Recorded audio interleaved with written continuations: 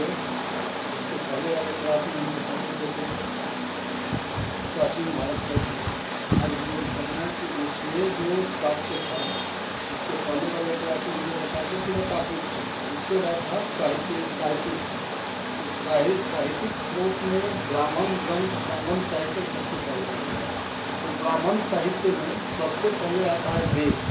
तो वेद 4 भागों में विभक्त है, लेकिन उससे पहले जानते हैं कि वेदों के संकलन करता महर्षि कृष्णदेवराय वेद व्यास को जाना जाता है। वेदों का संकलन करता महर्षि कृष्णदेवराय वेद व्यास को जाना जाता है।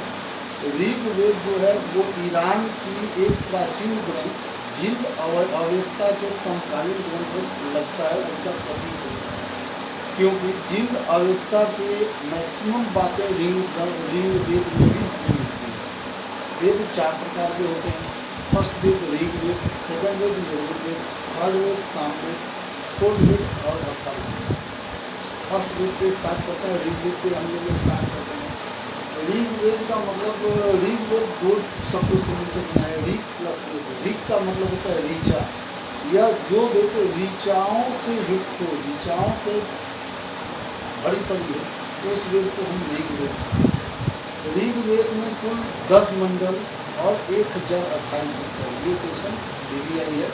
ऋग्वेद में कुल मंडल 10 मंडल और 1028 सूत्र है। लेकिन ऋग्वेद के सबसे नवीन मंडल प्रथम मंडल और दशम मंडल को माना जाता है। या इस बात को पलट के यूँ कर लें कि ऋग्वेद में सबसे अंत में प्रथम मंडल और दशम मंडल को जोड़ा गया था। ऋग्वेद में सबसे बाद में प्रथम मंडल और दशम मंडल को जोड़ा गया था। इस वेद में कुल 10 मंडल और 1028 सूत्र होते हैं। इस वेद को ऋग्वेद को जो ब्राह्मण जो ऋषि द्वारा पठित किया जाता था, उस वेद को पाठ किया जाता था, पढ़ा जाता था, उस ऋषि को होत्री ऋषि बोला जाता था। उस ऋषि को होत्री ऋषि बोला जाता था। इसके बाद बारी आती है यजुर्वेद की। यजुर्वेद का शाब्दिक अर्थ होता है यजुर जोड़ वेद। यजु का मतलब होता है यज्ञ। इस वेद में यज्ञों के विधि विधान नियम कायदे कानून के बारे में लिखे गए हैं कि भाई कैसे यज्ञों का विधि विधान से कौन से विधि विधान से कौन सी यज्ञ की जाती है। तो ये यज्ञ के विधि विधान यानी यज्ञ के कानून की जो पुस्तकें हैं, उसके नियम का सारी चीज़ें इसमें होती हैं। इस वेद को उच्चारण करने वाले ब्राह्मण को अधूरी कहा जाता था। क्या कहा जाता था? अधूरी। यह एक चारों वेद में यह एक ऐसा वेद है जो कि गद्य एवं पद्य दोनों में रचित है। ये क्वेश्चन DVI है। यजुर्वेद का ऐसा ग्रंथ कौन ऐसा वेद है जो गद्य एवं पद्य दोनों में रचित है? तो यजुर्वेद को गद्य एवं पद्य दोनों में रचित है। उसके बाद बारी आती है सामवेद की। साम का अर्थ होता है गायन।